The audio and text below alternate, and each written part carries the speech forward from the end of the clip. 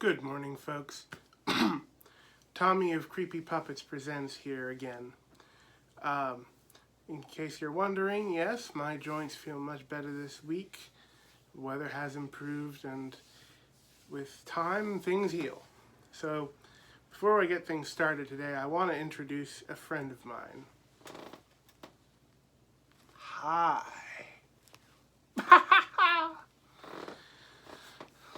This is Gwynplaine, my clown puppet. You have seen him in the little animated intros, but this is his first time on screen. And Gwynplaine is a clown who likes to laugh. He is, in fact, the clown who laughs. And so I brought him on today to discuss a kind of corollary to last week's video, which is explaining some paranormal experiences that I've had. And I thought he'd be a good fellow to do it with. So,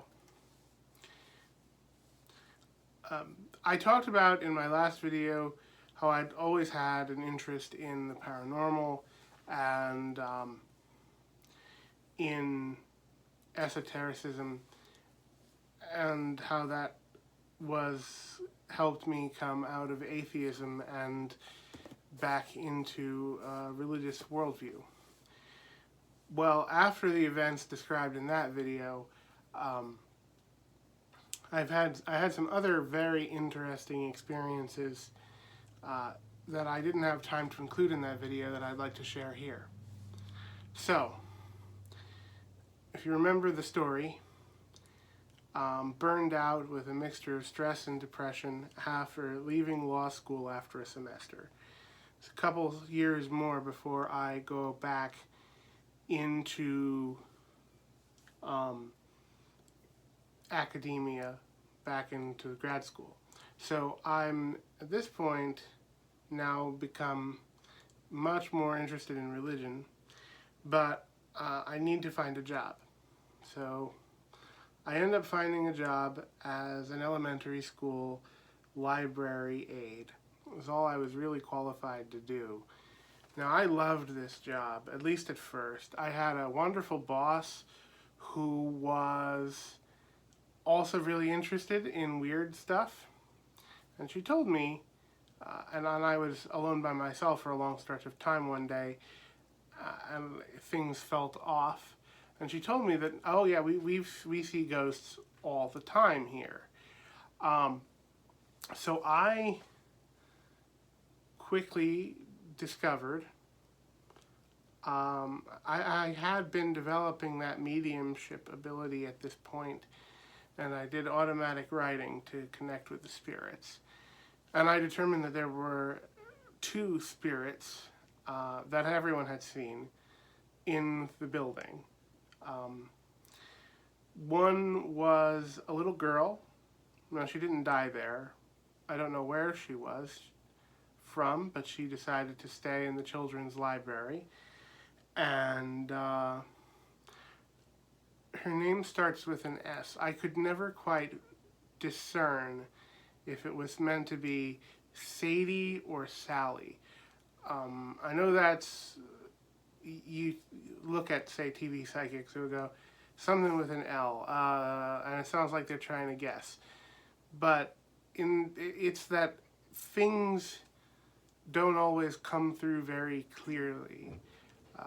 Their thoughts jumbled, sometimes completely non-linear concepts, and so you've got to kind of interpret it out. So when I heard this spirit of this little girl speaking to me, it sounded like sorry, right? And so Sadie, Sally, I know it starts with an, I couldn't make out quite what it was, even to this day. And the other spirit was an inhuman spirit, sometimes called a shadow person. A shadow person is like this one. I know a lot of people think that shadow people are malevolent, but not all of them are. In this case, this shadow person was benevolent and protected the little girl and was very protective of the students in the library. and he would stand about 8 feet tall. And there was a bank of lights on the opposite side of the desk from where I sat. And every now and then I would see him walk past and obscure the whole thing.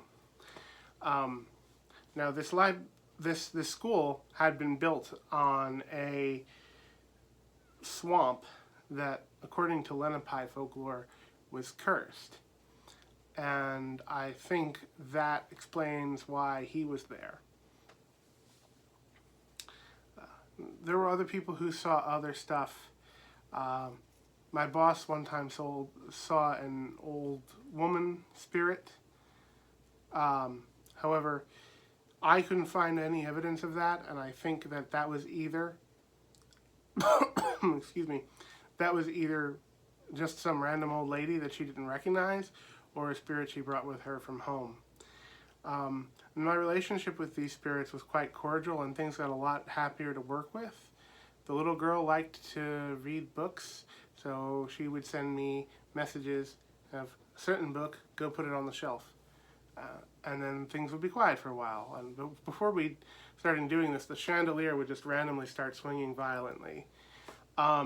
In fact, one time I was sitting at my desk and I got this, like, the most clear mediumistic message I've ever received of this book on this shelf now. And I did it, and things went well.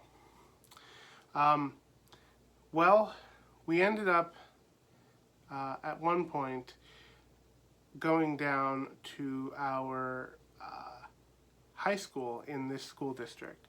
Now, this high school, my boss was supervising all of the libraries in the school district. This one had a notorious problem with black mists and orbs and things that would just terrify other people. So I decide to go investigate one day. And yeah, that was an interesting experience. They told me this spot. So I walk through the library trying to figure out. And then as I get closer and closer to the spot, I feel something humming, vibrating. And then I get to the spot and I just turn immediately and my eyes catch on a book on executions. And at that point, I felt something wrap tightly around my neck, and I perceived immediately that it was some kind of tentacle. And whatever this was an amorphous shadow tentacle thing. And it was like it was inside my skin. And then I just felt something shoot down all my chakras, and I was completely drained of energy. And I was like gasping.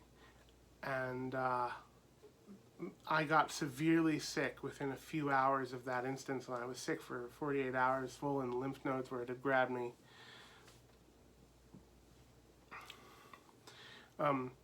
I've come to the conclusion that this being in the high school was a Dybbuk. Human spirit of the dead that is not at rest, that becomes hungry and malevolent, and there was no human thought left in it, and it's vampiric. It tries to suck the energy from the living, and I was not prepared for it. There are ways to prepare to defend oneself that I simply hadn't taken because I was just investigating. And I tried to exercise it. Unfortunately, I didn't get a full opportunity to exercise it. I was interrupted.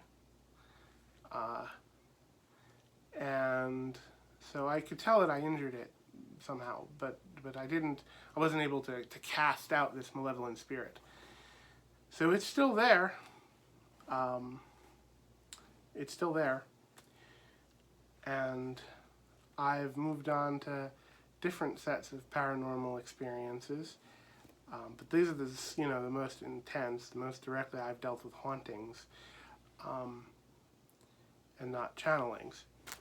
So my plan going forward is when I want to maybe stick to doing these kind of spiritual videos on Sundays, keeping on the theme, and then if I have time at another point in the week, I may do more science-themed, philosophy of science-themed videos. I have got one plan that is my thesis defense, and then one that is the speech I would have given at LIPS 2020. However, bye-bye. Take care.